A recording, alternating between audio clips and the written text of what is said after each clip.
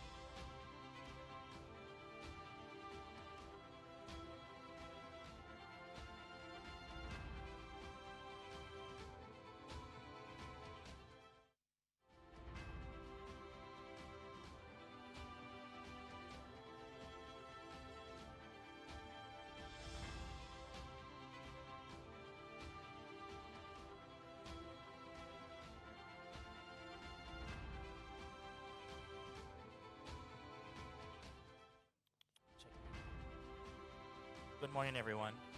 Just a quick announcement. We know it's 10 o'clock and we are scheduled to begin at 10. I just want to thank you for being on time. We are mindful, however, that other colleagues who are scheduled to be here have not yet arrived and they've asked for a little bit more time. So I crave your indulgence for another maybe 10 minutes, 10 to 15 minutes, whilst we await the arrival of colleagues who will participate in the event and others who would definitely want to be here. There's a bit of traffic, I gather, on the outside. So we will get on the way. within 15 minutes, but if we have them arrive before that time, we will proceed. So thank you again for being on time. We respect your time and we appreciate your punctuality. Good morning.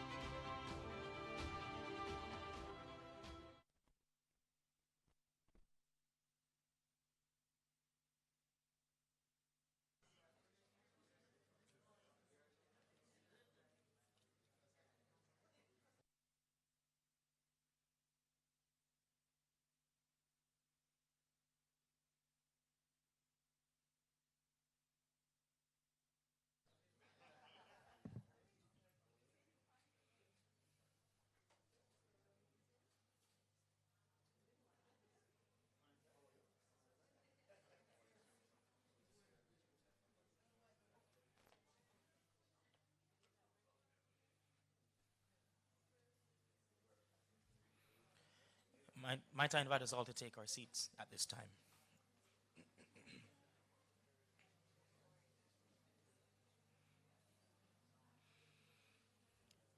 And even as you've just taken your seat, it's an opportunity for you to take a breather, because I'm going to invite you to stand once again for the singing of the national anthem of Jamaica.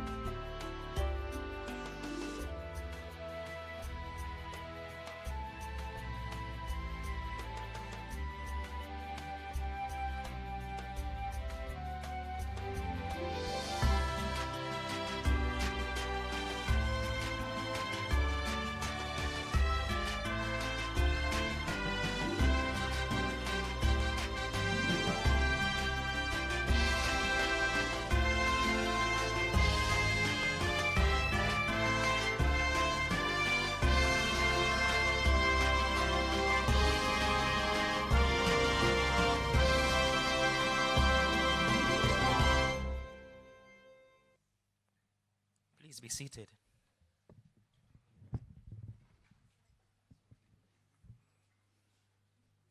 Good morning. Recognizing the impact of multiple shocks and hazards that many vulnerable in Jamaica face underpins the need to continuously review and enhance the social protection system. The social protection system in Jamaica offers an important entry point for addressing poverty, chronic vulnerability, and risks, ensuring mechanisms are in place to flexibly respond to the varied needs to prevent long-term undesirable outcomes. Effective social protection is one of Jamaica's national outcomes under Vision 2030 Jamaica and the SDGs, empowering citizens to achieve their fullest potential and providing substantial coverage of the poor and vulnerable. Today's closing event of the SDG Joint Program represents a moment in time to reflect on the contributions of key stakeholders, to appreciate the broad support in advancing Jamaica's social protection development agenda, and to encourage us all to sustain the achievements realized within the past 27 months. This project is made possible through the collaborative work between the United Nations in Jamaica and the government of Jamaica, with the support of the international donor community. We recognize and welcome the presence of the Honorable Pernell Charles Jr., Minister of Labor and Social Security, the Honorable Dr. Norman Dunn, Minister of State in the Ministry of Labor and Social Security, Dennis Zulu, United Nations Resident Coordinator, Her Excellency Marianne Van Steen, Ambassador, Delegation of the European Union to Jamaica, members of the Diplomatic Corps, Lisa Kerbiel, Head of Secretariat for the Joint SDG Fund, Olga Izaza, Representative for UNICEF, Isiwa Iyehen, Deputy Representative, United Nations Women Multi-Country Office Caribbean, Dana Sakati, Head of Satellite Office for Jamaica, the World Food Program, Caribbean Multi-Country Office, Audrey Dear Williams, Chief Technical Director in the Ministry of Labor and Social Security and the co-chair of the Project Oversight Steering Committee, representatives from government ministries, departments, and agencies, colleagues from the World Bank and other international development partners, including UN agencies, ladies and gentlemen, members of the media. I said it earlier, but I think the response is going to be different this time around. Good morning to you. My name is Andre Miller, and I have the distinct privilege and honor of guiding us through this morning's closing event. Now, the hope is that we will be as precise and brief as possible, because the real work happens when we're at our desks. And so this moment is for us to pause, to reflect, to thank, and appreciate. With more than 20 years of experience in international development, the private sector and academia, Mr. Dennis Zulu has served as director of the International Labour Organization, ILO's Decent Work Team in the Caribbean. In his own words, at this time, he now has the esteemed honor of coordinating the United Nations team in Jamaica as a resident coordinator. Please welcome the UNRC as he extends his official greeting and receives us all. Dennis.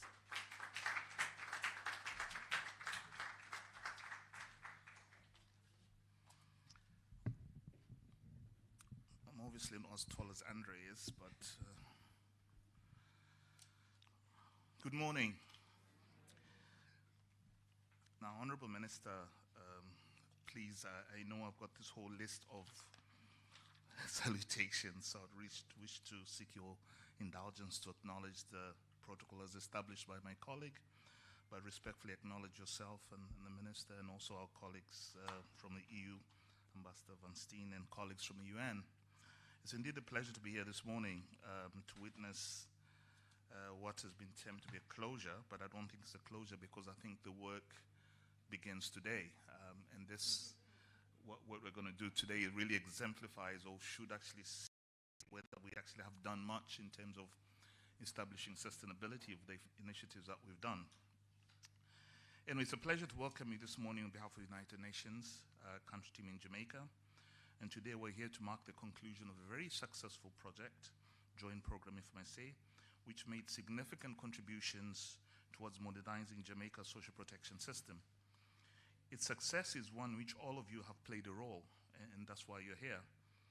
And so I therefore invite you all to please give yourselves a round of applause. Let's start by giving this here. This joint program was a collaborative effort between the Ministry of Labour and Social Security, the United Nations, acting through UNICEF, UN Women, and the World Food Programme. And indeed, let's acknowledge the important role that made this happen. It is really the generosity of our development partners, the European Union, Canada, and indeed Germany. Our meeting today is not to celebrate that a program has ended, but to recognize its instrumental impact in advancing Jamaica's social protection landscape, making it more resilient, more inclusive, and more responsive to the needs of the most vulnerable Jamaicans.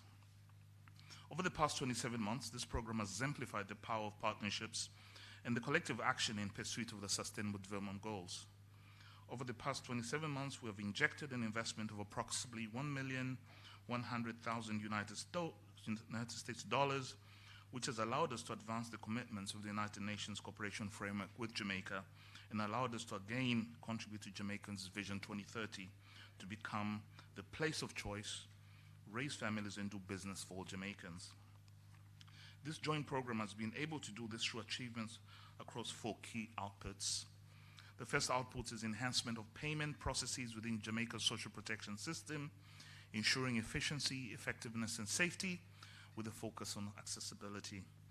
The second has been strengthening institutional capacity for evidence-based emergency expansion of social protection programs, enabling faster responses to acute social, economic, and environmental impacts.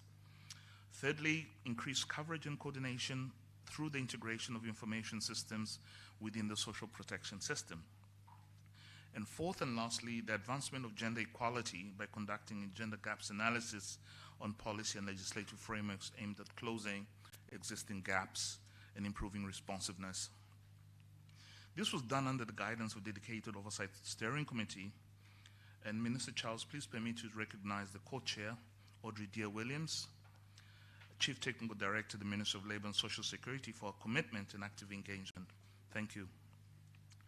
The tangible progress we have witnessed in disaster risk management and social protection was possible due to a number of capacity building initiatives, efforts in digitization, modernizing operating procedures, the implementation of gender sensitive and responsive processes, among other strategies, all with the goal of reducing risk exposure for the most vulnerable segments of the society.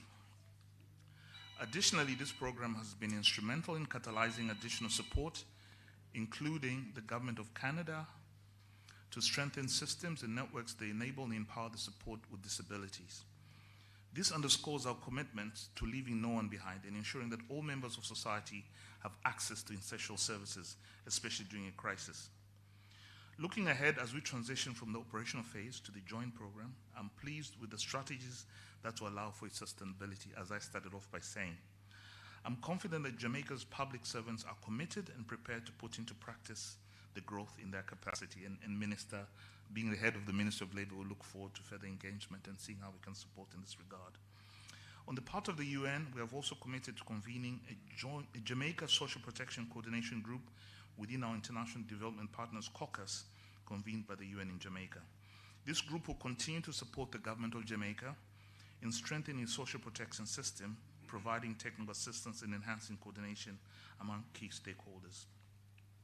In closing, I'd like to express our sincere gratitude to all our development partners, the EU, as I said earlier on, and the German government, and of course the implementing partners, the government of Jamaica, and most importantly, the beneficiary of the program. Your unwavering commitment and dedication have been a driving force behind our collective success. As we embark on the next phase of our journey, let's affirm our commitment to continue to build resilient systems capable of withstanding impending shocks, inclusive systems that work for all, and responsive systems that can address the unique needs of even the most vulnerable. We've made this giant step, and together, if we persist, we can take 10 steps more. Thank you so much, and welcome again.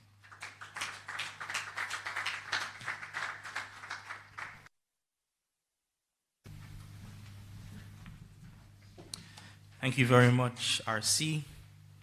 Our next speaker is no stranger to the Americas, having completed a highly successful 4-year term as EU ambassador to Ecuador and boasting over 25 years in diplomacy and international development with the European Union.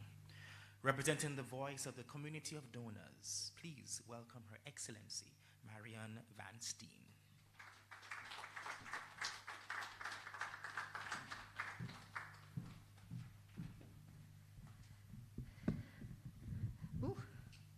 Good morning, lovely to be here.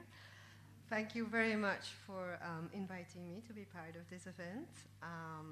Protocol has been established, but let me please acknowledge the Honorable Colonel Charles, Minister of the Ministry of Labour and Social Security, and of course also the Minister of State, Norman Dunn, all the UN colleagues here, each and every one of you. A pleasure to see you all interested in this topic. I have to say I see more women than men. Not going to comment that. But did you know that the provision of social protection for vulnerable populations, did you know that that is actually a human right? It is, I mean, I was told, I didn't check it myself. It is Article 22 of the 1948 Universal Declaration of Human Rights. And I'm actually going to read it to you because I thought it was quite interesting. So it says, it's always long sentences because they've been negotiated. But it says that everyone, as a member of society, has the right to social security and is entitled to the realization through national effort and international cooperation and in accordance with the organization and resources of each state of the economic, social, and cultural rights indispensable for his dignity and the free development of his personality. I was quite impressed when I read that. Within the European Union, I think I can say that social security, or call it social protection, is quite well embedded in, I think, all of our member states. And outside the European Union, we are trying to contribute where we can for countries to comply with this Article 22. I think from the European Union point of view, not only the EU, but also member states, I think we can safely say that we are the biggest donors in terms of ODA that goes to social protection. I'm quite proud about that because it's extremely important. So yeah, that's a bit of an introduction to say that during COVID and those difficult days, that sometimes it is quite striking that we seem to have forgotten, but they happened, and when we start thinking back, we say like, wow, do you remember? Those were difficult times. And at that point in time, the European Union decided to join this joint Sustainable Development Goal Fund, together with other international financial institutions, and of course with the United Nations.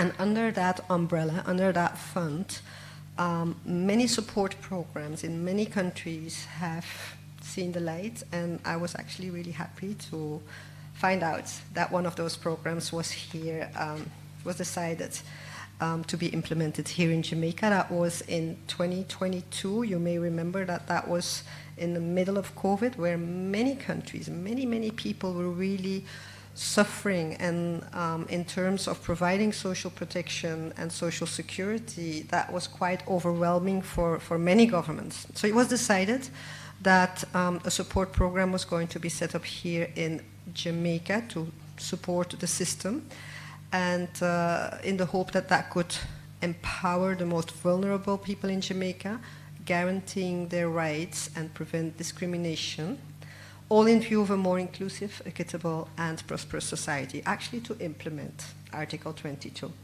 of the Declaration. So that's good news, and the better news was that we could rely on the excellent expertise and work of the United Nations agencies, because without the expertise on the ground, we can sign a check and put money in a fund, but nothing's going to happen. So we're very grateful to have seen that UNICEF, the World Food Programme, and UN Women, am I correct?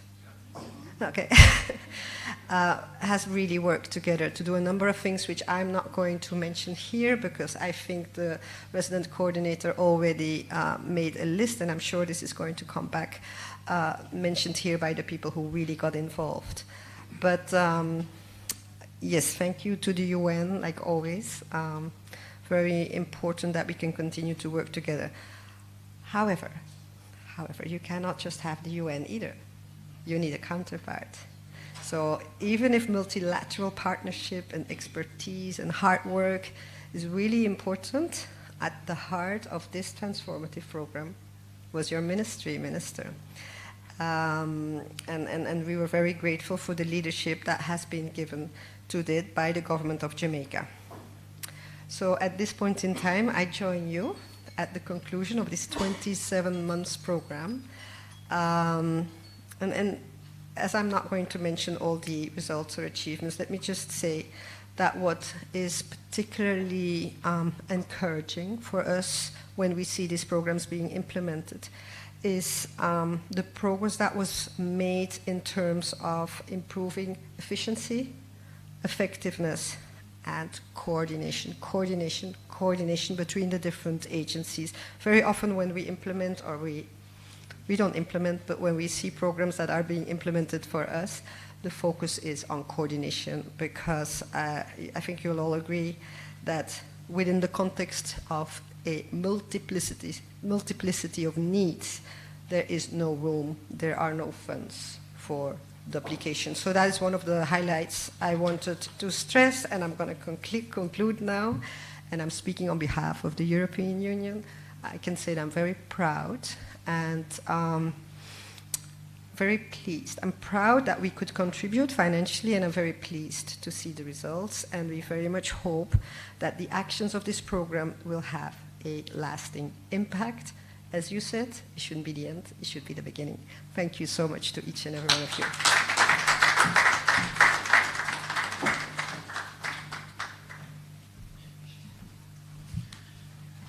Thank you very much, Ambassador, for your gracious words. Even as the Ambassador mentioned implementation, might you permit me to pause to recognize members of the Oversight Steering Committee who are present here today. Can I ask you to stand and be recognized as we applaud all of their efforts in steering this project over the last 27 months. We may not have all. Thank you so much. Of course, whilst I'm standing here, I should also say I'm a part of that committee. So I'm standing in that stead also. I invite you to turn your attention to the screen behind me while we show a video presentation of the work that underpins this tremendous effort.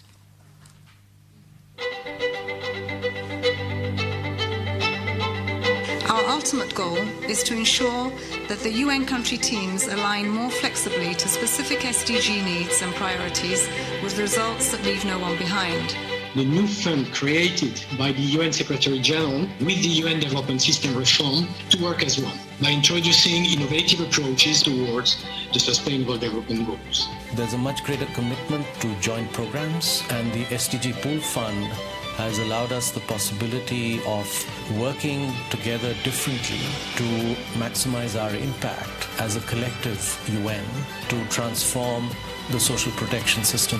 The first joint program on developing a system of community-based social services, targeting the people at risk of being behind. Focus on these groups which are being excluded, strengthening the coordination with civil society, with advocacy group of Afro-descendant people, indigenous people, women's groups, children's and young people, but also migrants and refugees. The world cannot achieve the SDGs without a fundamental shift in the international financial system that enables us to address urgent global threats and restore trust in international cooperation. Helping the donor to contribute to a joint pot, and will allocate resources based on impact we want to have on the people's lives. It's a mechanism for countries to strengthen their development financing policies, which can enhance countries' ability to build back better.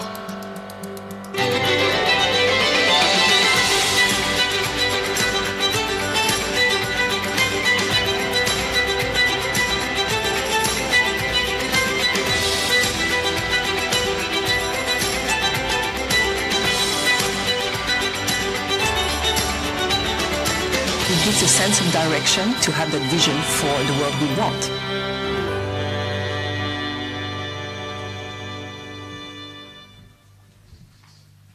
Feel free to clap. Wearing multiple hats at any one time, with a natural inclination to find the most infectious laugh to make any tense meeting calm, is an effortless skill possessed by this next speaker. And she'll laugh after me, no.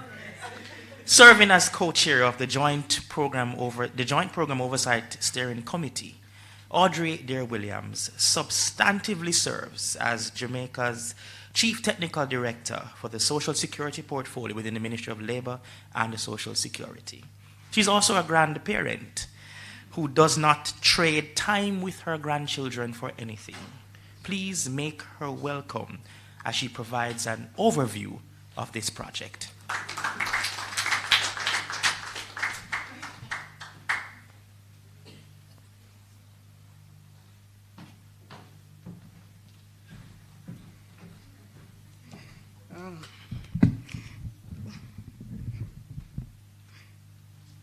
Thank you for that, Mr. Moderator, and for taking my secrets out public.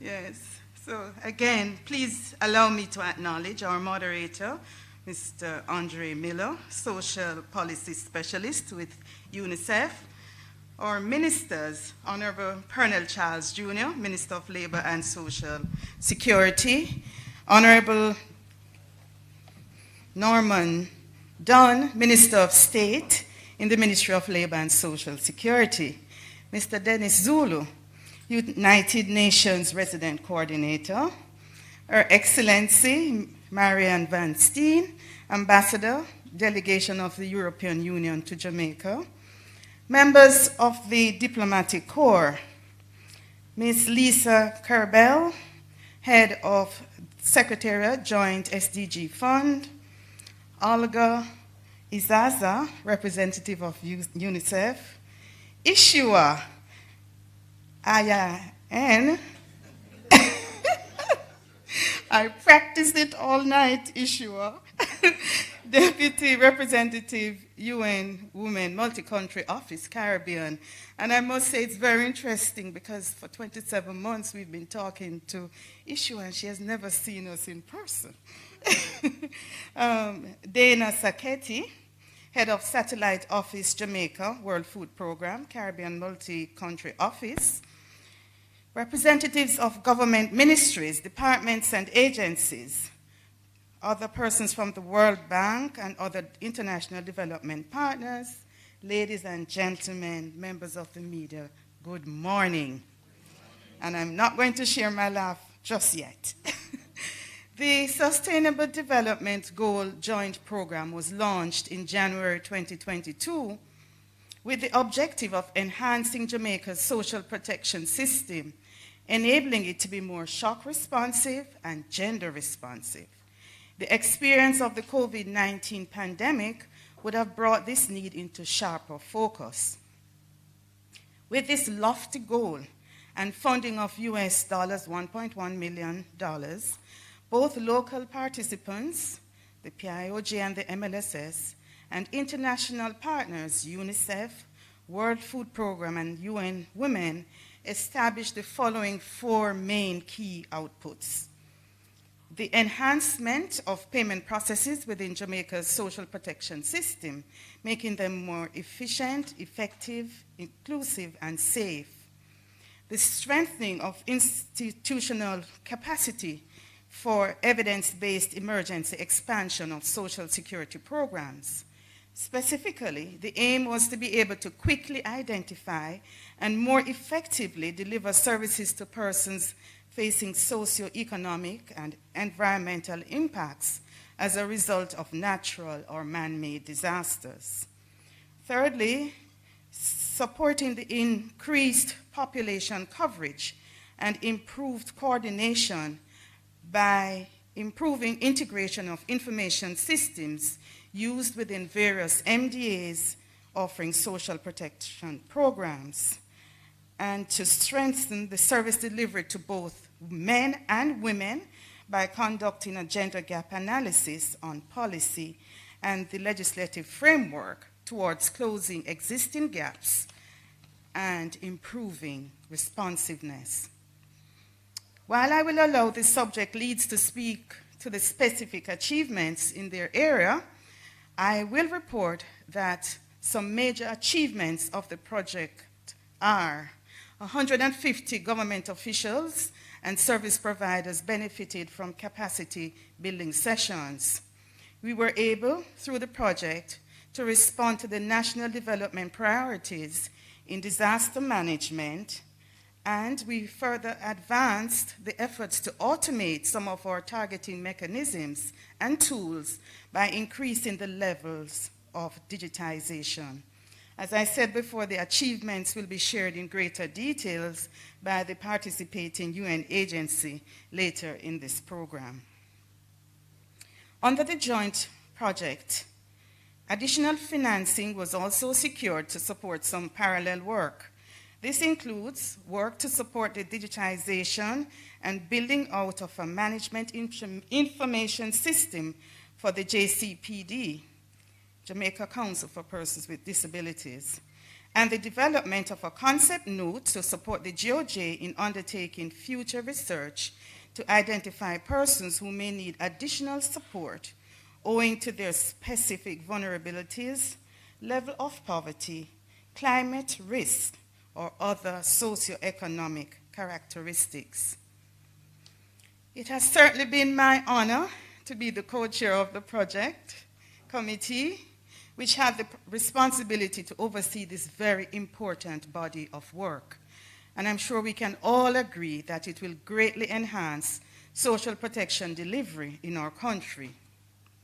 We owe a debt of gratitude to the United Nations and all 13 members of the committee. I don't think everyone is present today, but we recognize them nonetheless. Let me use this opportunity to publicly thank my co-chair, Mr. Andre Miller from UNICEF, very able, members of the PIOJ, Mrs. Colette Robinson, Ms. Dolores Wade, and Ms. Lorna Sampson, Other colleagues from the Ministry of Labor and Social Security, my colleague, CTD, Diane Jennings, Ms. Suzette Morris, Mrs. Marks Willis, and Mrs. Maraj, and of course, Dr. Christine Hendricks. We acknowledge as well our other partners from the UN agencies, Dana, who surprised me with some patois this morning, Ishua from UN Women. Together, we can be proud of what we have achieved. Ladies and gentlemen, thank you for your attention.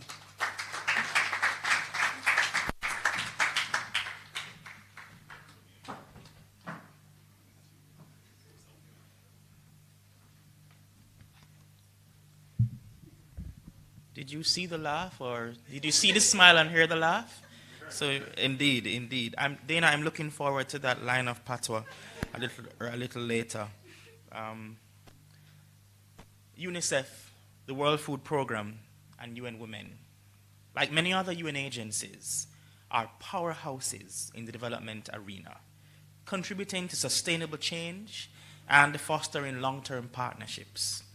Over the past 27 months, these three agencies have provided technical and financial support to the government of Jamaica, as guided by the technical teams within the Ministry of Labor and Social Security and the Planning Institute of Jamaica.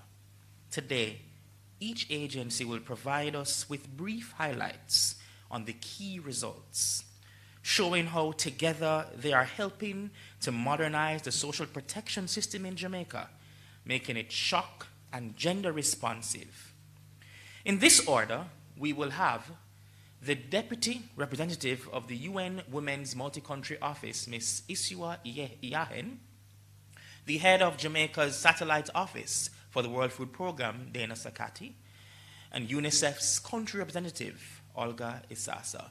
I should note that Isua is a part of the online community, and we have several persons online, and as such, she will be beaming from her office, not internal to Jamaica. So please welcome at this time, Isua Iyahen.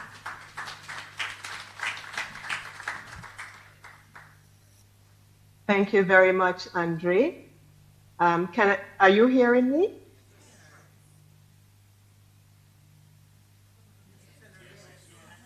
Yes? Okay, thank you very much. All protocols having been observed, I still would like to recognize the Honorable Pernell Charles Jr., Minister of Labor and Social Security, the Honorable Dr. Norman Dunn, Minister of State in the Ministry of Labor and Social Security, Mr. Dennis Zulu, UN Resident Coordinator, Her Excellency Marianne Van Steen, Ambassador Delegation of the European Union to Jamaica. And thank you very much for allowing us the opportunity to share with you today the collective impact of the UN system and how we have served to contribute jointly through this joint program to contribute to advancing the social protection system in Jamaica. UN Women, as a participating UN organization in this joint program, was privileged to broaden the knowledge base on gender and the social protection system. And you will be seeing a PowerPoint presentation that I will deliver very soon, just summarizing very quickly. I know I don't have a lot of time to show you where the highlights of this support that we have provided. The agency's analysis confirmed that while Jamaica has made significant progress, the areas in which improvements are most needed from a gender perspective in terms of the social protection system are in supporting women who are working in the informal employment and those who are unemployed. Now I'll be very happy to share with you the highlights of another piece of analytical work that we did, which encompasses an assessment from a gender perspective of the PATH program. So once the presentation is on the screen, I'll proceed. Thank you very much.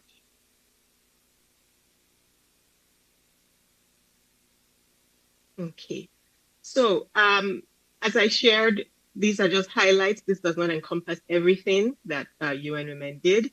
in terms of contribution to the program, but we found that we want to capitalize on this captive audience to share with you the highlights. Next slide, please.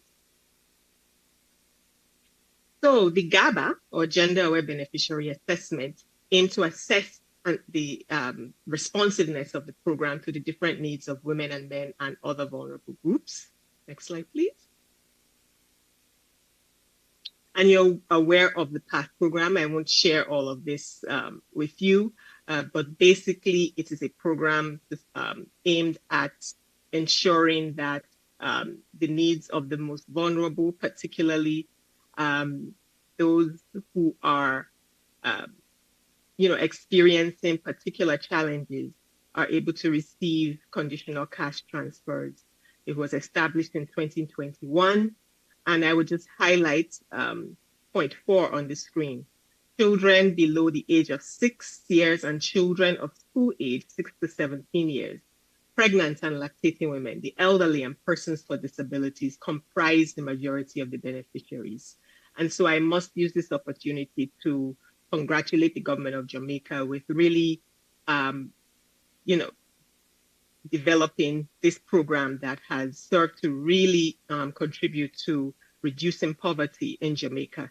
Children account for more than 65% of total beneficiaries, and the majority, overwhelming majority of caregivers are women. Therefore, we cannot separate child vulnerability from gender.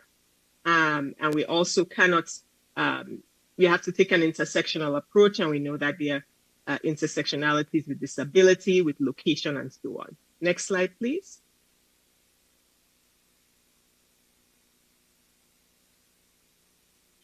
So there was a mix of qualitative and quantitative. There were focus groups done, and we wanted to assess the voices of the beneficiaries and other stakeholders in really giving us insight into this program. So here are some key findings. Next slide, please.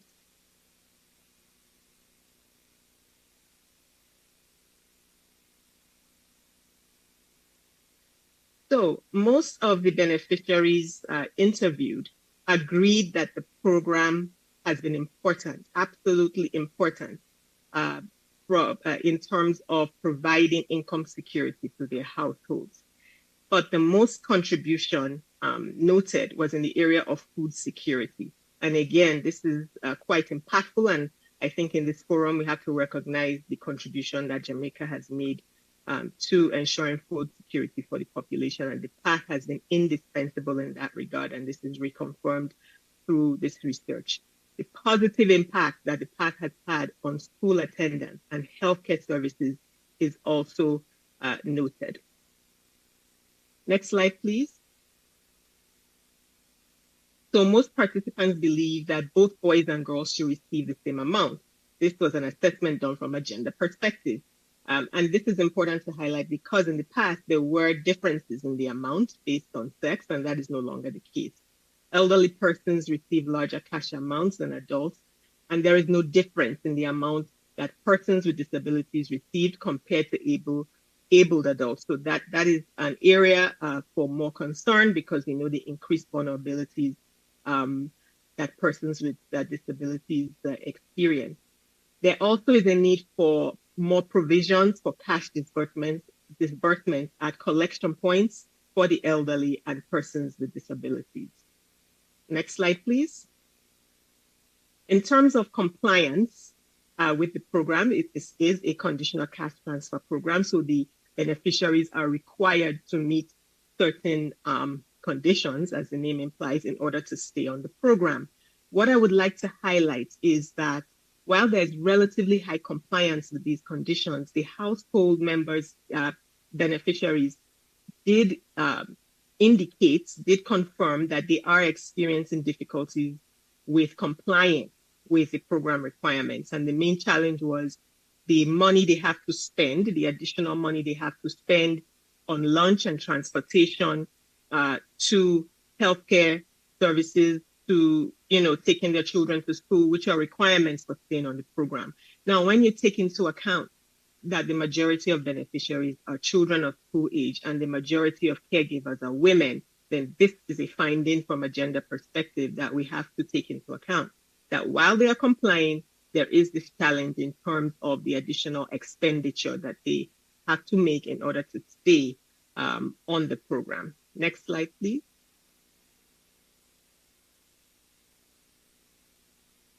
So participants also believe that you have to be indigent or extremely poor to be on the path, which is not necessarily the case. So this is a finding for the managers of the program to consider. And also the beneficiaries express challenges with accessing the benefits, including standing in long lines, and also challenges with being suspended without being perhaps more room. There needs to be more room for visiting the household prior to suspension to really find out why that individual or that family did not comply with the conditions. I want to underscore again that most beneficiaries do comply. So this is basically feedback from the beneficiaries, the majority of whom are women, that perhaps there is room for more investigation for those who are suspended. So the children, feedback in terms of the children's experiences, they experience challenges with school lunches. There's a need perhaps to improve the quality of school lunches, and also with feelings of discrimination and bullying in that regard. So that's something to look at as well. Next slide, please. And we're coming swiftly to the end. So 73% of the male representatives agreed that the past grants were too small, and about 70% of women, so almost the same, while they appreciate, of course, the assistance. And an equal share of male and female representatives agreed that the frequency of the benefits, there was room for more frequency in terms of providing the benefits, and that in terms of the female representatives agreed, the majority, about 56%, that there is need to improve the, that they agreed, that the path has helped to improve their household quality of life. They will not be able to survive without this program, basically, compared to 71% of male family representatives. So the men at a level of 71% expressed their appreciation in terms of improvement of their household quality. And while it is a majority, but a much lower percentage in terms of women who have these increased care responsibilities. So that's also something to consider. What is important as well is to note the impact of this program from an income security perspective and the protection that provides from intimate partner violence.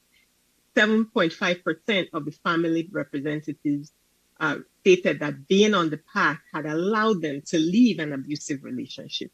While the path was not created to address intimate partner violence, this is important. And I again want to underscore the necessity of income security interventions in preventing and responding to intimate partner violence. And the path is making a contribution in that regard. Next slide, please. So in terms of gender responsiveness, the path is there's a recommendation to adopt more gender-aware planning. For example, separate arrangements for vulnerable groups, including pregnant women, lactating women in those lines, elderly people perhaps should have separate lines to access cash transfers. Participants suggested that the path should consider the needs of applicants rather than their living conditions. And here is a quote from one of them. Sometimes you would have received a gift or had a stove or fridge handed down to you by a family member or friend, but that does not mean that you're not in need. That should not be the only criteria for getting on the program. Next slide, please. So I mentioned a quick win could be something like the lines, right? Separate lines or collection days for persons with disabilities, pregnant women, and the elderly. There is a need for integrating in the training of the officers of the path and the MLSS on communicating to persons with disabilities, and of course their intersectionalities with gender in that regard. And also the recommendation is that there's a need to use more social media to target key populations and so on. Next slide, please. And this is where you will see recommendations from a gender perspective. And I will end here that the path can become more gender responsive in implementing mechanisms that support women in childcare.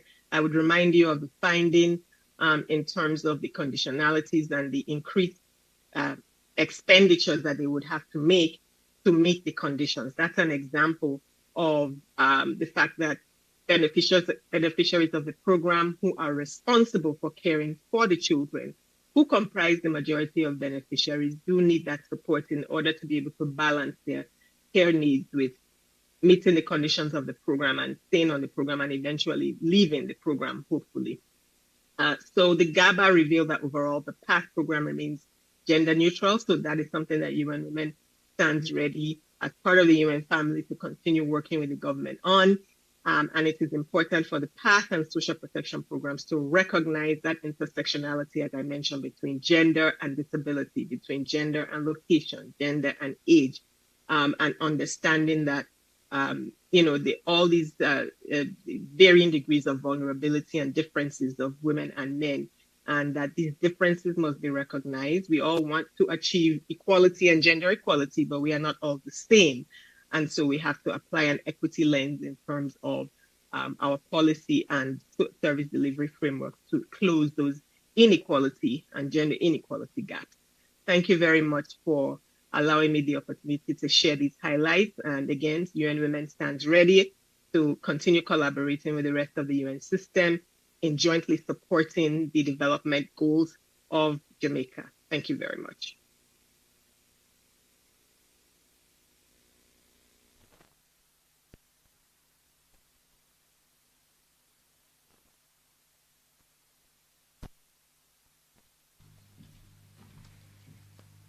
I will not be delivering my remarks in patois this morning, but maybe on a future occasion. Protocol having been established, I would still like to recognize the presence of Honorable Pernell Charles, Minister of Labor and Social Security, Honorable Dr. Norman Dunn, Minister of State in the Ministry of Labor and Social Security, Honorable Madam Ambassador, members of the UN community, friends and colleagues, and my colleagues within the government of Jamaica. Good morning. Very much a pleasure to be here with you today. Within the World Food Program, we stand united in our commitment to addressing the pressing challenges faced by vulnerable populations worldwide. Today, I have the privilege to share with you the achievements of our joint program that aim to positively impact the lives of the most vulnerable in Jamaica. As we take note of the excellent collaboration with the Ministry of Labor and Social Security and the Planning Institute of Jamaica and our UN partners under this program, we must first recall why we undertake this important work. Here in Jamaica, and in countries across the world, social protection systems serve as a lifeline for the most vulnerable individuals and families. They provide a safety net during times of crisis, ensuring that no one is left behind. However, in many small island developing state contexts, existing systems have yet to reach their full potential and are at times ill-equipped to handle the onslaught of shocks. These challenges are never more apparent than in times of crisis, be they a pandemic, as we saw during COVID-19, a hurricane, an earthquake, or even a major rain event, such as those that have affected Jamaica in recent years. Under this joint program, and across our organization's broader work in social protection in the Caribbean, WFP's contribution to the government of Jamaica focuses on tailored, strategic interventions that support the modernization of the social protection system, while enabling it to be more responsive to shocks. Through this JP, WFP and the MLSS engaged in a range of efforts to enhance and strengthen capacities with focus on institutional arrangements, targeting mechanisms, data and information systems, and delivery mechanisms. Key areas of work completed under the project included efforts to modernize and digitize payments for social assistance. We worked very closely with a wide range of actors spanning government, financial institutions, payment providers, micro, small, and medium-sized enterprises, advocacy groups, and most importantly, beneficiaries themselves, through a broad research initiative that surveyed the ecosystem for digital payments on the demand side for beneficiaries and on the supply side for mobile providers, payment providers, banks, and retailers. This work culminated in supporting the government with a clear sense and a direction of travel that can guide future innovation in this critical area of service delivery. As we conducted this important research, we paid close attention to the unique gender dynamics present in Jamaica and factored in the wider efforts around digital financial inclusion, which are so relevant to this work in social protection. From WFP, and I speak for UNICEF as well, we particularly enjoyed this component within the joint program, as we were able to interact directly with a number of beneficiaries across multiple parishes. And I think nothing sharpens the work of those that are engaged in social protection quite like getting out of the office and meeting people face-to-face on their terms and in their environment. We noted that many of those that we met in such interactions were greatly appreciative of the chance to share their experiences, often remarking, "It's nice to be listened to." I think this is a key reminder to all of us of the importance of putting the user at the center of our work in social protection. WFP further provided technical assistance on digitalization of key processes related to data collection and visualization, all of which can empower decision makers with tools to improve service delivery and access to data. By moving from paper-based to digital tools and processes, the ministry can speed its responsiveness to evolving and emerging needs among the most vulnerable, cognizant that assistance is most meaningful if it's provided shortly after a hazard or shock has rendered its impact. WFP further sought to build capacities among social protection and disaster risk management professionals through knowledge exchange and training. We had a very fruitful training session on shock responsive social protection with staff from both the Office of Disaster Preparedness and Emergency Management and the MLSS, offering a space for learning on best practices in program design, targeting, service delivery, and institutional arrangements, while offering knowledge exchange between both disciplines. We rounded out our intervention by concluding with the first stages of a program to test new payment modalities, chiefly focused on digital payments for social assistance programs, by engaging with a range of beneficiaries across 3 parishes, utilizing digital tools for registration, and providing the ministry with a list of most vulnerable persons that could be targeted for a follow-on pilot initiative, one that we look forward to. As we conclude our program, we want to recognize the excellent partnership that we enjoyed with the Resident Coordinator's Office, UN Women, and UNICEF, which capably served as lead UN agency on the project.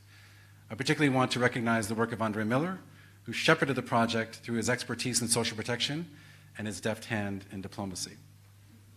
I further want to recognize the critical support provided by the SDG Joint Program and the donors and government partners to the project, chiefly among them the European Union, the governments of Canada, and Germany.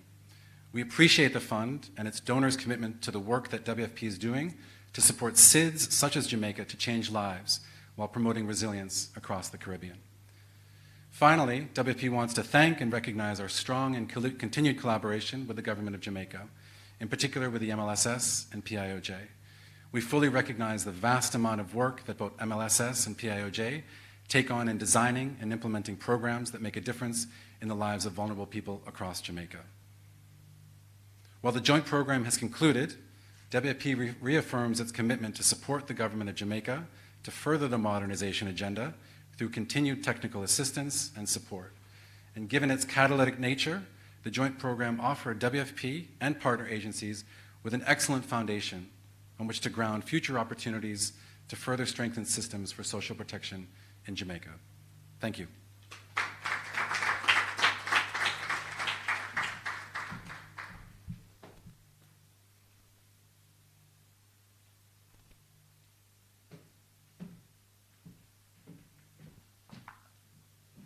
Good morning. The protocol has been established, so but let me acknowledge the presence of the Honorable Pardon Charles Jr., Minister of Labor and Social Security, the Honorable Dr. Norman Dunn, Minister of State in the Ministry of Labor and Social Security, Her Excellency Marianne Van Steen, Ambassador, Delegation of the European Union to Jamaica, Dennis Zulu, our United Nations Resident Coordinator, all the colleagues from the other UN agencies, the members of the Oversight Steering Committee, other members for the ministries, departments, and agencies, the international development partners, ladies and gentlemen, my marvelous team from UNICEF. Good morning again. Let me start by celebrating the Joint Sustainable Development Goal Fund. This is an innovative instrument to incentivize the transformative policy shift and stimulate the strategic investment required to meet the SDGs. The collaboration among partners like the European Union, the government of Jamaica, and the United Nations have made it possible to reach these milestones today. Jamaica has made an important step toward ensuring that more people and families are cautioned against the potentially harsh consequences of social and economic shocks, especially during emergencies, and we trust that this process will eventually assist in breaking the cycle of intergenerational poverty. UNICEF is pleased to be part of these significant efforts, providing technical and financial support to modernize Jamaica's social protection system. The collaborative effort among the Ministry of Labor and Social Security, the Planning Institute of Jamaica, WFP, UN Women, and UNICEF have allowed all of us to advance the mandate to leave no one behind.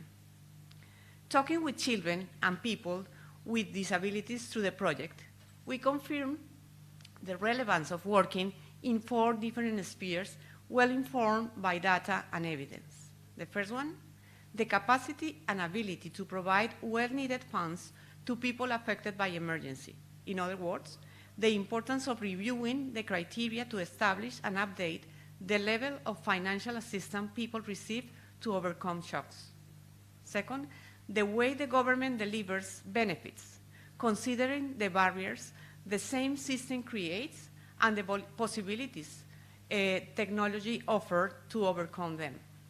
Third, the importance of having inclusive and timely mechanisms to accelerate the speed at which people with disabilities get help in emergencies. And finally, the importance of having broader coverage and better quality of government communication with communities affected by disasters. UNICEF is particularly encouraged by the progress made in these different areas with the Jamaican Council for Persons with Disabilities and the Ministry of Labor and Social Security. The program has helped to improve the service quality for families with children and people with disabilities through an enhanced management information system that supports registration and certification. The program has also advanced the integrated beneficiary registry and the social registry, which ensure database interoperability across social programs. This initiative minimizes fragmentation, reduce inclusion and exclusion errors, and strengthen the national strategy for disaster risk reduction. Despite the progress, our collaborative work with the Ministry and the PIOJ keep in focus that Jamaica spent significantly less on social protection programs compared to the overall Latin American and Caribbean average. This means that there is a room for improvement in Jamaican expenditure on services related to social care, social insurance, and social protection. Of equal concerns remain the children who are living in extreme poverty and who are not benefiting from any form of social protection coverage in Jamaica. According to the last Jamaica survey of living conditions in 2019, these represent 52.5% of children who are not benefiting from any form of social protection services. The urgency of now requires us to continue to collaborate and act.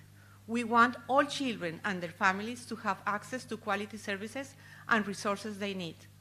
We want to protect the right of all and the right of every child, especially those living in poverty. The joint program to modernize the social protection system demonstrated a shared resolve to progressively achieve the Sustainable Development Goals and Jamaica's Vision 2030 Development Plan. As we concentrate our efforts on sustaining this work, the support to the government will continue. Let me reiterate UNICEF appreciation to the World Food Programme, UN Women, the government of Jamaica, and the donor community for this timely investment in the most vulnerable children of Jamaica. Thank you so much.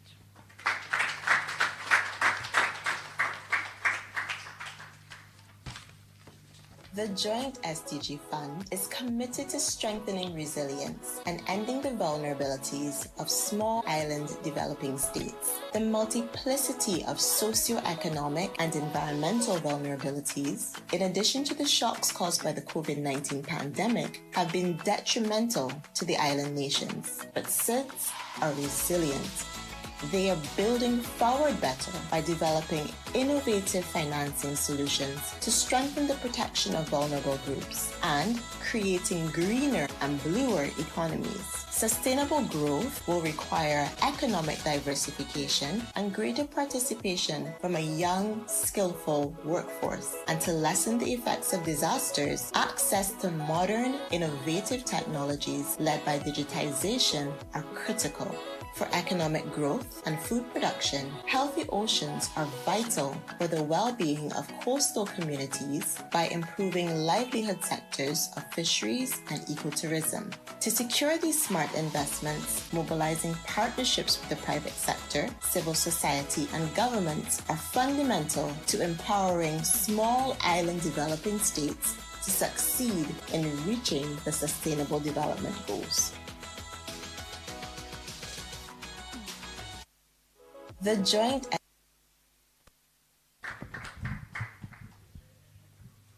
Thank you very much.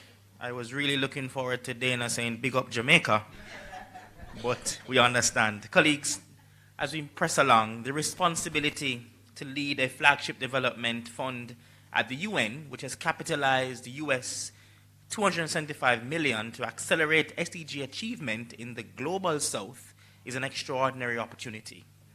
Small and developing states face a shared set of geographical, environmental, economic, and social challenges, frequently exposed to natural hazards and disasters. The road to transformation for developing states like Jamaica is facilitated through the hard-working team at the Joint SDG Fund Secretariat, headed by Ms. Lisa Kerbiel.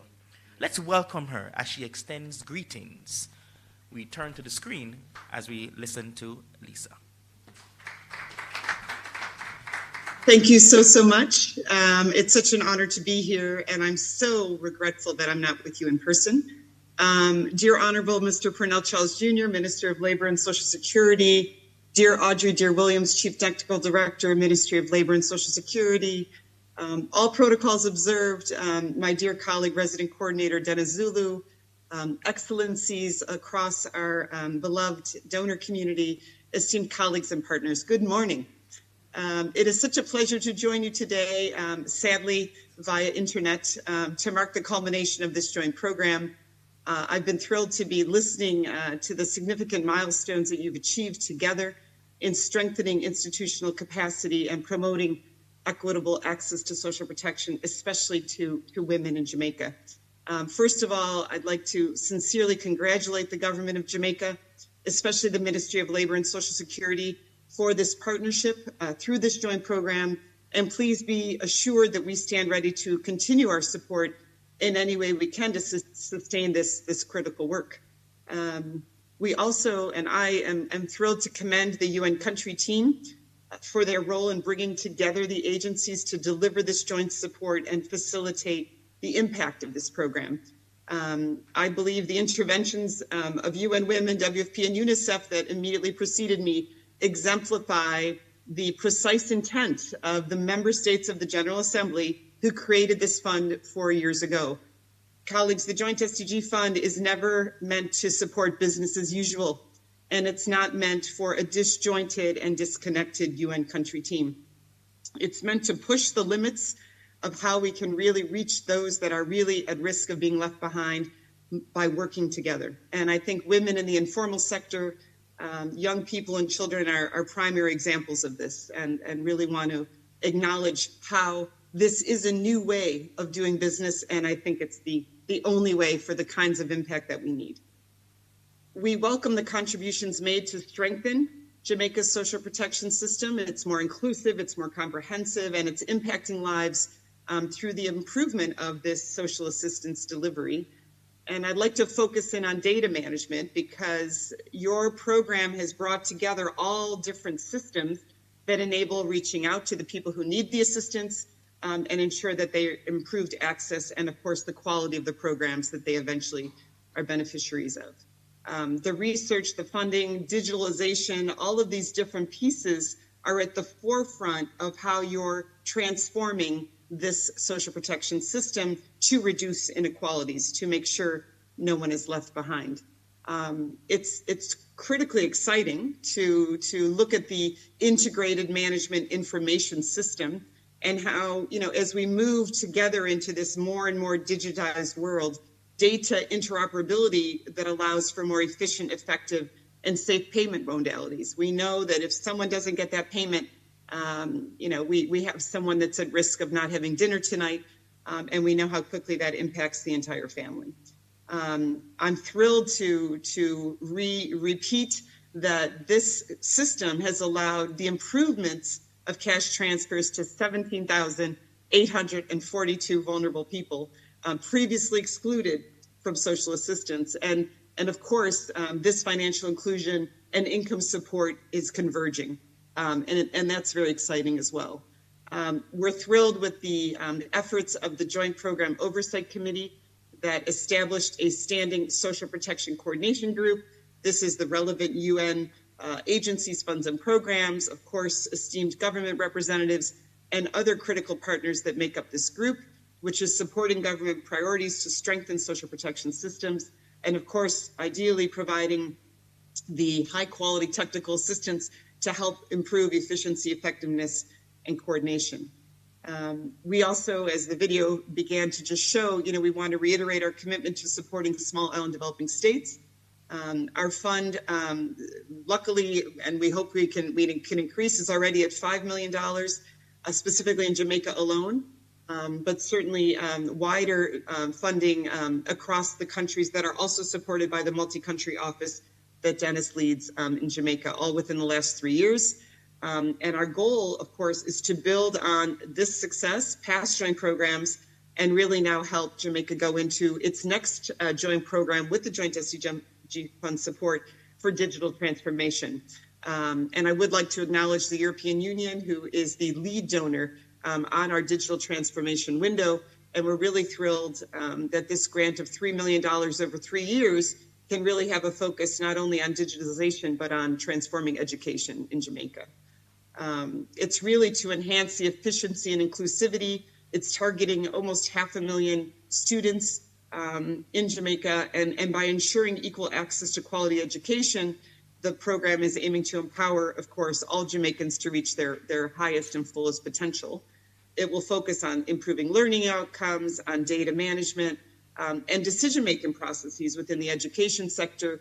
And it will also integrate food systems and social protection so that we have a holistic view of not only the students, but also the educational system that supports them. We are thrilled to have Jamaica as part of this cohort that is one of the first, and we know it will be showcased already at the Summit of the Future, just a few months away here in New York, where the Global Digital Compact will, of course, be demanding more and more focus from all of us as we go forward. So again, I'd like to warmly thank all of you for this generous invitation, to congratulate all of you on your continued advancement of the Sustainable Development Goals in Jamaica, and I really look forward to continuing to work with you. Thank you so much. Thank you very much, Lisa. Of course, having heard all of what you have heard, it's appropriate for us now to hear from someone who has a passion for the community and service in the community and young people. This individual currently serves as Jamaica's 22nd Minister of Labor and Social Security. He understands the matter quite well, and I suspect in his own home he would have heard of the discourse over the years. Please help me welcome at this time the Honorable Pernell Charles Jr., Minister of Labor and Social Security.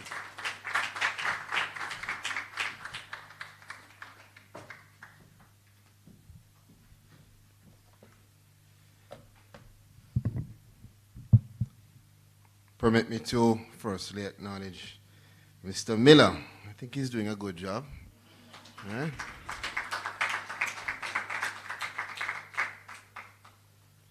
So if anything happens, you have an option. Of course, I'm always pleased to have with me my excellent Minister of State, Dr. the Honorable Norman Dunn. I, of course, am glad that I'm here this morning with all of the representatives from the UN and the EU. I must tell you, I'm one of the first persons that Her Excellency, our EU ambassador, met with when she came to Jamaica. So I take a lot of pride in saying that I've been one of the persons that gave her a warm welcome. And I must say, you're looking lovely in your Jamaican gold there. Of course, I want to acknowledge the raft of persons who are here as stakeholders. Definitely important. Dennis, our resident coordinator, we're going to be working together on a lot of issues. Just talking back and forth a while ago, Mr. Dana Seketi, who we have met and we're to meet again. We're to have some further discussions around these issues. Of course, the importance of the video that we saw showing us that together we can actually make it is reflected here. I'm just sitting down watching everyone presenting. Just the dynamic raft of us that are in this room thinking about 1945 when the United Nations was being started. And in my estimation, this is what they then would have wanted and projected and anticipated for the UN, which was at that time trying to simply stop the world from blowing up itself. But of course developed into much more around corporations, beyond stopping war to just coordination around peace and security and economic issues. And so it's so important to see that with me is, of course, my wonderful CTD, Audrey Dare Williams, who I learned now why I don't see her at some meetings. I'm joking. That's a joke. Everybody was like, she's gonna get it. No, that's a joke. And of course, permit me to also acknowledge CTD Jennings, who is here as well, and other members from the Ministry of Labor and Social Security, including Ms. Suzette Morris and Ms. Shepherd, and several of us who are here. And we are here joined by our good friends. I don't want to destroy her name, Ishua Ayahen. And the work that she represented to us a while ago is so critical, because if you watch the news, I'm hoping that you're aware that we're doing a review of the program that she speaks of. And so the information and all of the outcomes are going to be so critical in terms of assisting us to define what the new modality will be. Not to mention our UNICEF representative, Olga Iseza, and of course I have to acknowledge Head of Secretariat for the Joint SDG Fund, Lisa Kerbiel, and all of the other friends who are here. If I've left out your name, it's not a matter of you not being distinguished. We are all distinguished in this room because we have a shared goal. It was a shared goal. And I heard you speaking about the disabled community. The head of my JCPD is here as well, Dr. Hendricks. So we have so much that we should be doing, are doing, will be doing. And I must tell you, I've had the blessing of serving in several ministries. And there's one constant, the EU support. Can I tell you? Maybe it's the ministries that I'm in. Because, serving in climate change and in environment and I must tell you there's been a consistent support from the EU and consistently a very significant major donor support to issues that matter. Issues that matter. So let me start off by just simply saying thank you to all of the stakeholders. I am encouraged. I'm encouraged whenever I see us coming together around the issues that are going to really impact those in our country who I believe deserve our focus the most. And if anything, modernizing the social protection system in Jamaica is going to have an impact on at-risk youth that I was speaking about yesterday with USAID. It will have an impact on our disabled community. It will have an impact on our senior citizens. It will have an impact on those families that are struggling, some who don't want you to know they're struggling, but they are struggling. And it's going to give us an opportunity to really create the environment where we can truly not just talk about, but achieve an inclusive and equitable society. And I must tell you, the government has made significant strides towards it in terms of our macroeconomic stability and in terms of the efforts in lowest unemployment, stability in terms of our economy, being recognized internationally as one of the countries that have gone through a pandemic and exited on the better side. And sometimes we take it for granted, but we should not. Jamaica has made some significant strides in the last decade.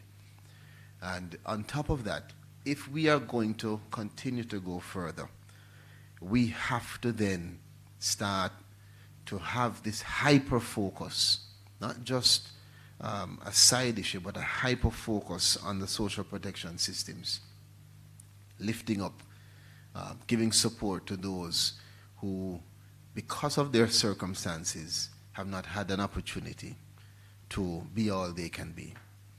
And the real worth of our system will be when, despite the circumstances, persons are able to be all they can be.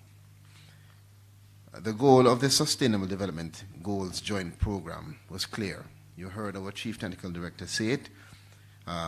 We have been moving towards having an adaptive, a responsive, and an inclusive system. And since the launch 2 years ago, the Jamaica government has been committed to the SDGs. And we've been doing so with tangible and unwavering underpinning by a steadfast dedication to building a better future for all of our people. This joint program was therefore geared towards building on the existing investment in a national social protection system and programs, particularly those under the purview of my ministry, the Ministry of Labor and Social Security. Through the invaluable support of our partners, including UNICEF, including the World Food Programme, UN Women, and the diligent efforts of our partners in government, the ministry has embarked on a transformative path to modernizing our social protection system. And you're going to hear a lot, I would say, in the next year. The Ministry of Labor and Social Security has been, I think in the last 6 months, we have been identifying and moving at a pace that I don't think I've seen before. I'm not going to say it's because of the ministers who are there, but I can tell you that Suzette Morris and others have been working hard. When it comes down to the programs, the path transformation, the transformation of our work permit system, the new social protection project that's coming in, and on and on. You can see where the diligent efforts of the team at the Ministry of Parish Offices and our partners is truly already making significant strides. And now, when you think about what we're doing here and you look on the $1.1 million support that this program has provided, you can see the tangible outcomes across the key areas. And let me remind you, enhancing payment processes within Jamaica's social protection systems, making them more efficient, effective, safe and accessible. And when you hear that, you may just hear it, but let me tell you how important that is. You may have somebody who lives out in Woy Woy, and for those of you who are not Jamaican, that means what? Far. Or as Jamaicans would say, fur. I'm not even saying it properly. Eh? I don't come from that country. There's a lot of different patois in Jamaica, you know. You recognize it. And by the way, my good friend, you say patois way too nice.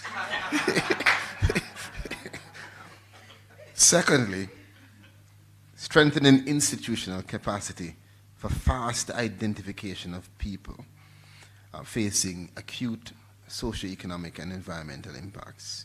Thirdly, providing support for increased coverage and coordination by integrating the information systems used within social protection system. And fourthly, strengthening service delivery to both men and women through identification of existing gender gaps. Critical. So by prioritizing the enhancement of the payment processes within our social protection system, the SDG program facilitated the streamlining of operations to ensure, again, the efficiency and the effectiveness and accessibility for all beneficiaries, even those, as I said, in remote locations. By strengthening the institutional capacity and introducing tailored protocols to expand delivery of emergency social protection services, we have equipped our systems to respond swiftly to acute issues, socio-economic and environmental challenges especially. And I must tell you, we have also taken into account our capacity, our ability to deliver to our critical target groups along gender lines, something which is very important.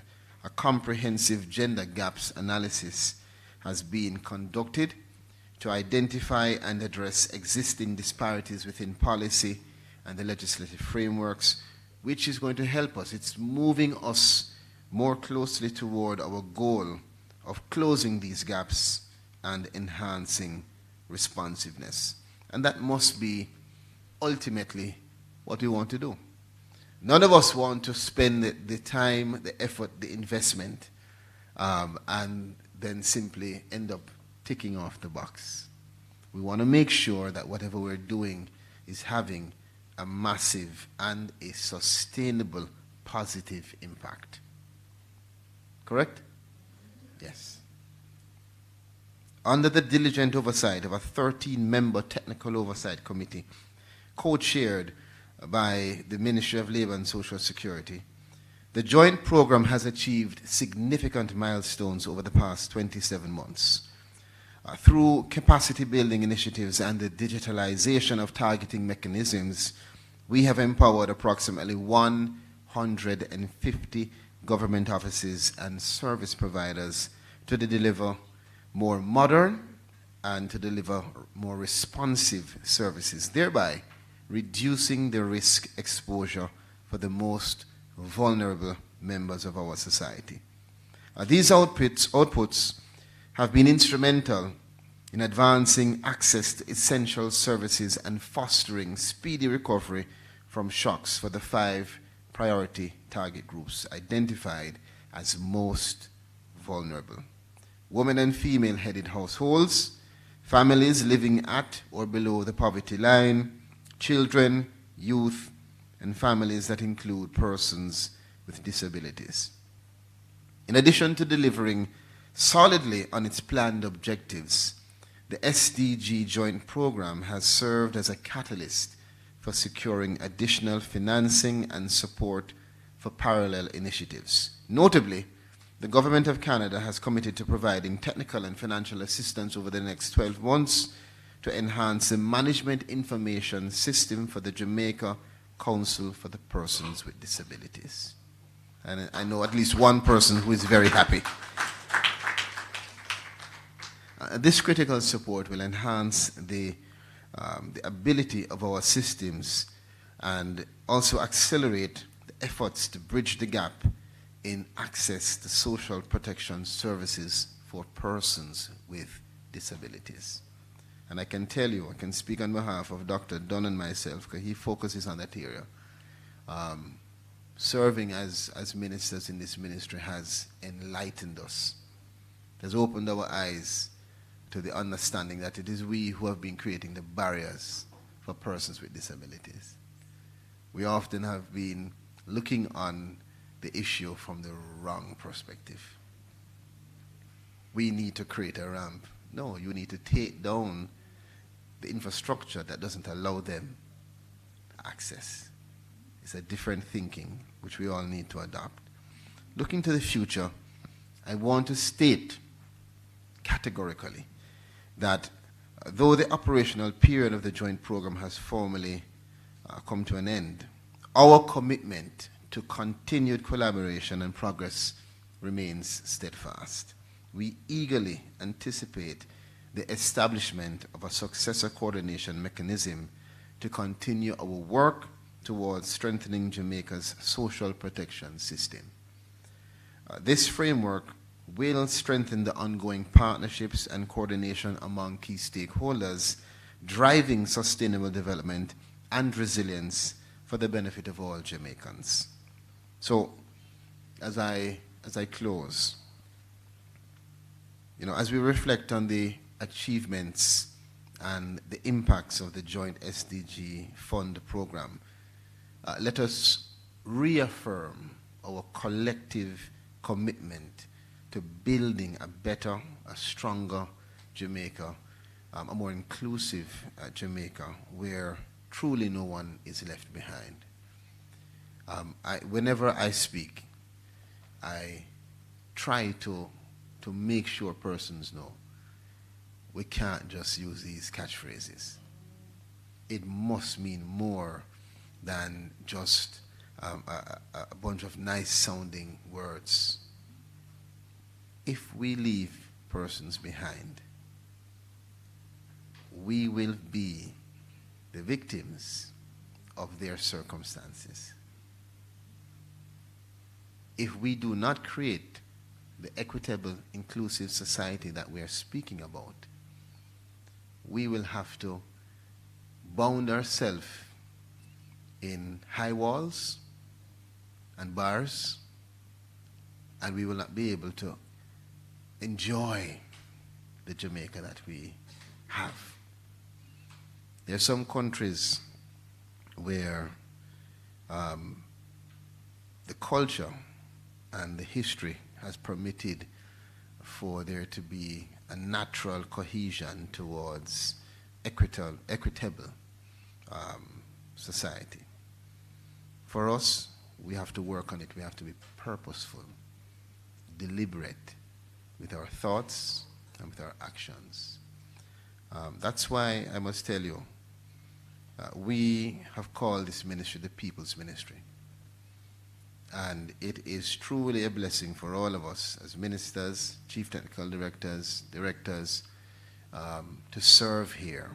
Every one of my team members believe in this beyond just a paycheck. And this program, as it is conceived, Sir Miller, is truly a representation of the partnership that's going to help us to achieve these goals. So there's a clear purpose.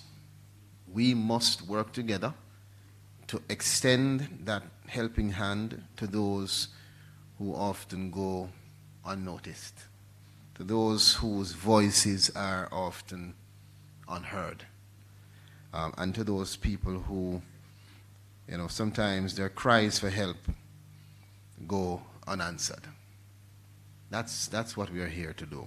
And your presence here today is certainly a testament to our shared dedication to rectifying this injustice. Dennis, you have a big task ahead of you. We all do. But I believe that together, we're not only going to seek to address the symptoms of poverty and vulnerability, but we are going to work towards tackling the systemic social issues that are at the root causes, striving for us to have lasting and sustainable change that will uplift the most marginalized members of our society. We can do it. Look around you. Just look around, listen to all of the voices, think about what the intention was when the bodies that are represented here were started. We are getting it done. But we have to press gas and we have to remain focused. Thank you. One love.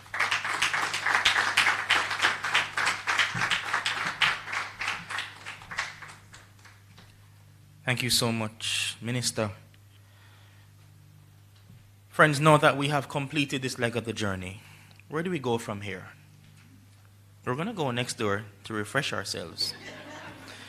But as we close today's proceedings, we extend appreciation to all who participated, viewed online, helped in the background, and provided logistical support in registering this project in the annals of Jamaica's development path. I want to especially thank the social workers who are here with us today. Please just stand and be acknowledged. We have some social workers who are on the ground with us in the project. Please stand and be acknowledged. You are the legs of this project. And they're from the Ministry of Labor and Social Security. So thank you. Thank you very much.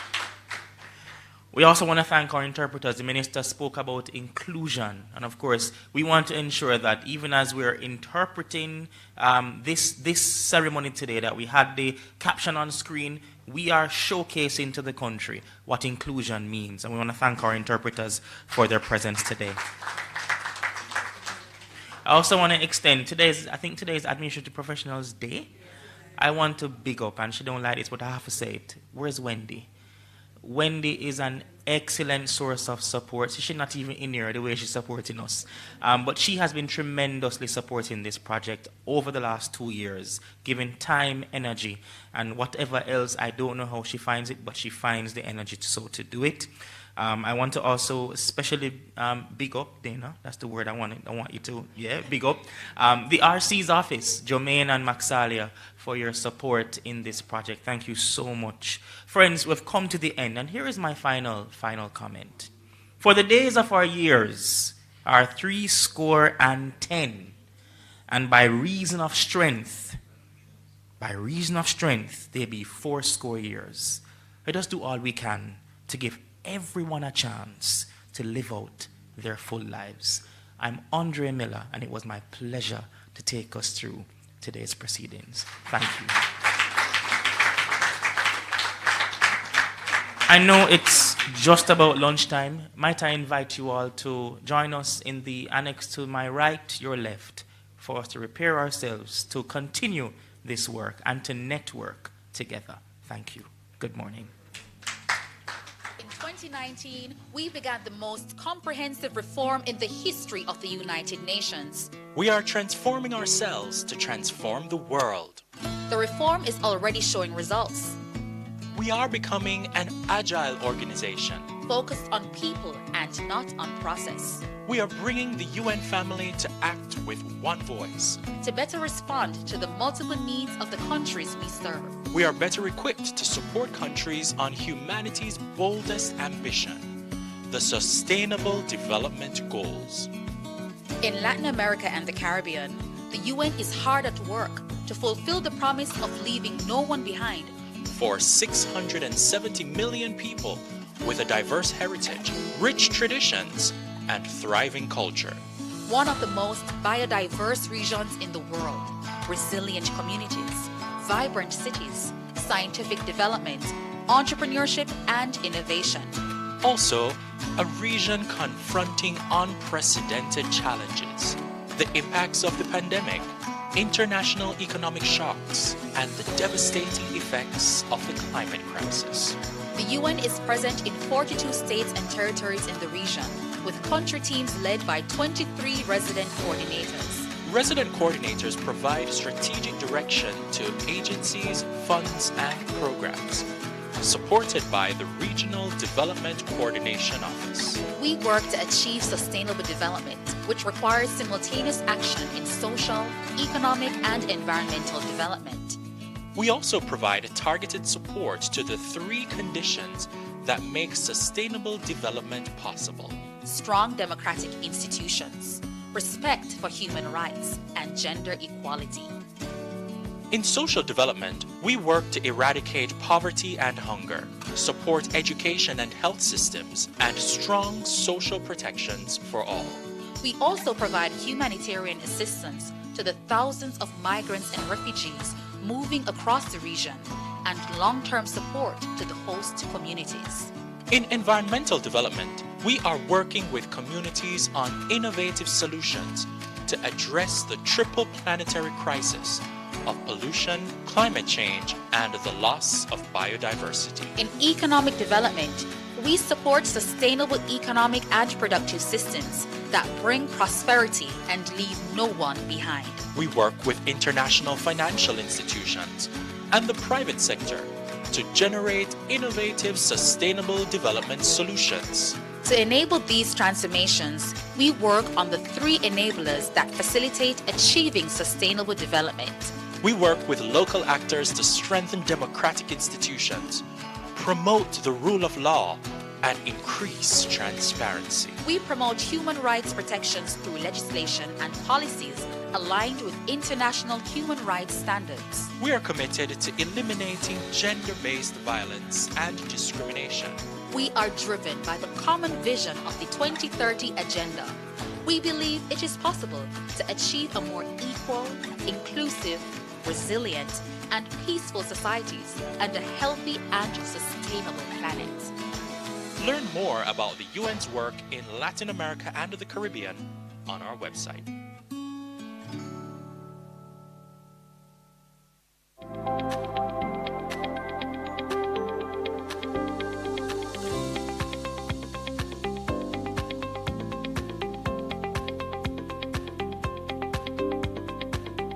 This program is being convened under the guise of the UN Sustainable Development Goal Joint Program on modernization of the shock response of social protection in Jamaica. It is evidence of the collaborative efforts of our partners, United Nations, World Food Programme, UNICEF, UN Women, to develop the UN SDG Joint Program. Social protection can play an important role in helping people to get back on their feet and to stabilize countries and populations under stress. Social protection systems are supposed to be safety nets for people. We need to be able to weave ourselves into mechanisms that would help us to be able to respond effectively and adequately. Usually when you have training, you have a challenge to somewhat link it to your national context. But for this training, we were able to look at it from the Jamaican perspective to see how we are doing where shock response is concerned. Jamaica's development priorities are governed by the fact that this is a small island developing state. Average people are faced with flooding, they're faced with fires, increasingly with drought, hurricanes, sudden onset emergencies, climate change. Climate change is real, and the impact on our planet, on our country, is real. As the planet warms, natural disasters will increase in both frequency and severity. We regularly experience our share of human-induced hazards, making the Caribbean the second most disaster-prone region in the world. Our people, they're vulnerable.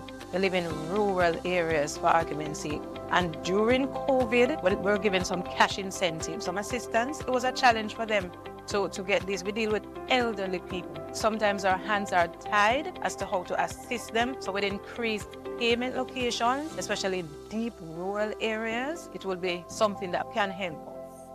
Key takeaway is the need for collaboration among the different agencies, and in particular, agency responsible for disaster risk management and the agency responsible for social protection. One of the key things for me that I learned is this whole parametric insurance for persons affected by disasters. That is one of the key things for me to share with my social workers and my team, that they can better inform these persons who have been affected.